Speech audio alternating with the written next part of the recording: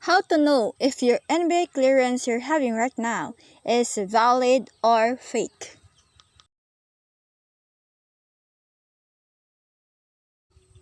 First, visit their website.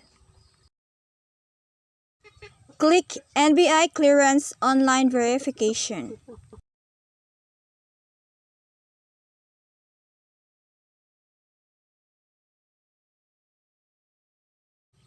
Enter the NBI ID number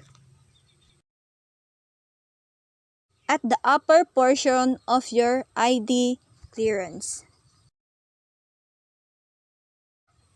And then click Verify.